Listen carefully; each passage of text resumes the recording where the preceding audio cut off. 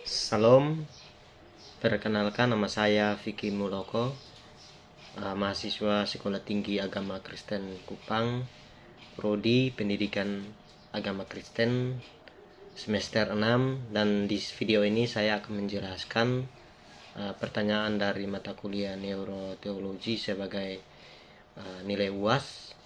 Di sini ada dua butir soal. Yang pertama itu menjelaskan tatanan Allah dalam otak manusia. Selanjutnya kita masuk dalam penjelasannya.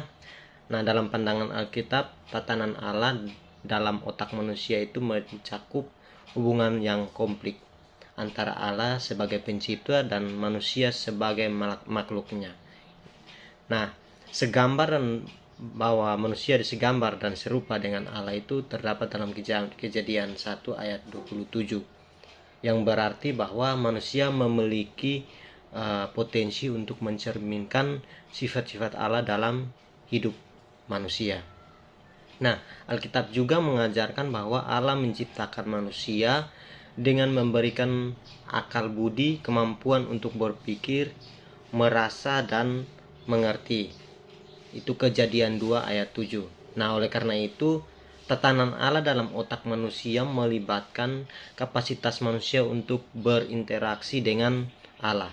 Nah, memahami kehendaknya melalui akal budi dan pikiran manusia. Nah, selain itu, Alkitab juga mengajarkan bahwa Allah memiliki kemampuan untuk mengenal manusia. Nah, secara intim dan menyeluruh, Allah juga mengetahui setiap pikiran, niat, dan perasaan manusia. Itu kita sama-sama baca dalam kitab Mazmur 139 ayat 1-4. Nah, dalam tatanan Allah dalam otak manusia ini, manusia dihadapkan pada pertanyaan etis, moral yang berasal dari kesadaran akan keberadaan Allah yang melihat segalanya. Nah, dalam Kejadian 1 ayat 26-28 itu mengatakan juga bahwa manusia diciptakan oleh Allah sebagai tujuan utama. Nah, dalam proses penciptaannya, manusia diberi otoritas atas ciptaannya, termasuk alam semesta ini, untuk mengelolanya dengan bijaksana sesuai dengan kehendak Allah. Nah, dalam konteks ini, tatanan Allah dalam otak manusia mencakup kemampuan untuk memahami dan menghargai tanggung jawab manusia sebagai pengurus atau bertanggung jawab atas bumi ini. Tatanan Allah dalam otak manusia juga melibatkan kemampuan manusia untuk berhubungan dengan Allah melalui doa atau mempunyai hubungan yang intim. Nah, Alkitab juga mengajarkan bahwa manusia dapat mencari Allah dengan sepenuh hati dan mengalami hubungan yang intim dengan Allah. Nah, kita bisa baca dalam kitab Yeremia 29 ayat 31. Nah, melalui hubungan ini manusia dapat memperoleh pemahaman dan pengetahuan yang lebih dalam tentang tatanan Allah dalam kehidupan manusia. Nah, yang berikutnya, Alkitab juga mengajarkan bahwa Allah menciptakan manusia dengan memberikan kemampuan untuk mengenal Allah sendiri dan menjalin hubungan dengan Allah sendiri. Nah, tentu setelah menciptakan Adam dan Hawa, Allah berjalan-jalan bersama mereka di Taman Eden. Itu menunjukkan bahwa interaksi yang intim antara Allah dan manusia. Nah, tatanan Allah dalam otak manusia ini sudah diciptakan melibatkan adanya kesadaran akan keberadaannya dan dorongan batin untuk mencarinya serta menjalin hubungan pribadi dengan Allah sendiri. Nah, yang berikut, namun sebagai akibat dari kejatuhan manusia dalam dosa, Kejadian 3 itu, hubungan ini rusak, memisahkan manusia dari Allah. Nah, menyebabkan tidak sempurnaan dan kebingungan dalam pikiran manusia. Dalam mengajarkan Alkitab, manusia jatuh dalam dosa menghadapi keterbatasan pengetahuan dan persepsi spiritual. Nah, namun Alkitab juga memberikan harapan akan pemulihan hubungan antara manusia dengan Allah melalui pengorbanan Yesus Kristus melalui kematiannya di kayu salib. Nah, yang berikutnya, tatanan Allah dalam otak manusia ini yang diciptakan dipulihkan melalui pembaharuan spiritual dan transformasi yang dilakukan oleh Roh Kudus. Nah, secara keseluruhan tatanan Allah dapat dalam otak manusia yang sudah diciptakan menekankan hubungan yang tawarkan Allah kepada manusia, kesadaran akan keberadaannya, serta kemampuan manusia untuk mengenal Allah dan secara pribadi melalui iman dan pengalaman rohani.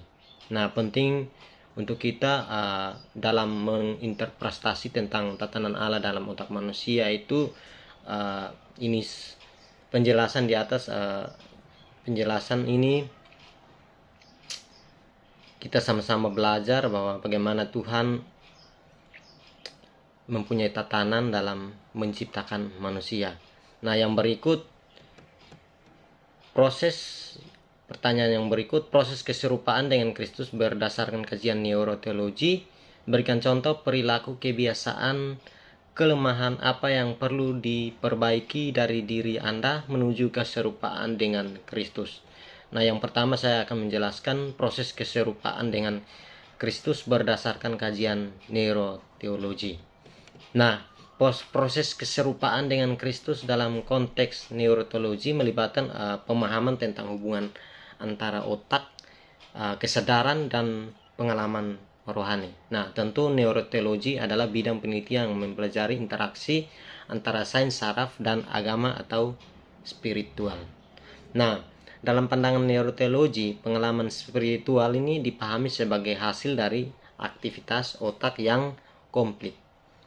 Nah, pemahaman ini didasarkan pada penelitian tentang bagaimana otak manusia memproses informasi.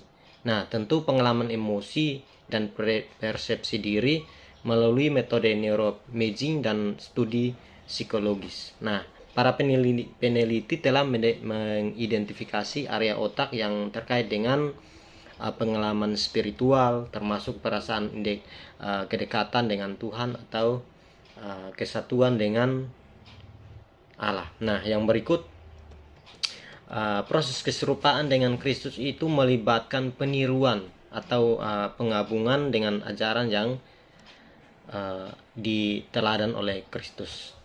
Nah, dalam konteks neuroteologi ini dapat dipahami sebagai suatu proses di mana pikiran, emosi, perilaku seorang terbentuk, diubah melalui latihan spiritual yang terkait dengan keyakinan Kristen sendiri. Nah, misalnya kita berdoa, hubungan intim dengan Tuhan dilakukan dengan penuh kesadaran dapat mempengaruhi fungsi otak kita dan memperkuat koneksi neuron yang terkait dengan nilai-nilai dan karakter Kristus seperti kasih, belas kasihan, dan kebijaksanaan. Nah, melalui latihan spiritual yang konsisten dan mendalam, beberapa penelitian neuroteologi telah menunjukkan bahwa otak manusia dapat mengalami perubahan struktural dan fungsional. Nah, hal ini dapat melibatkan pengembangan dari otak yang bertanggung jawab atas empati, belas kasihan, dan pemahaman yang lebih mendalam tentang nilai-nilai spiritual.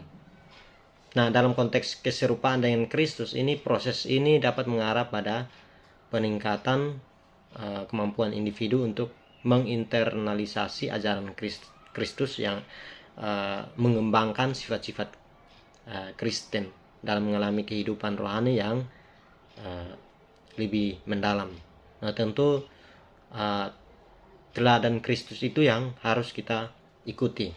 Nah, namun penting untuk kita bahwa harus dipelajari neuroteologi berdasarkan pengalaman kita. Nah, tentu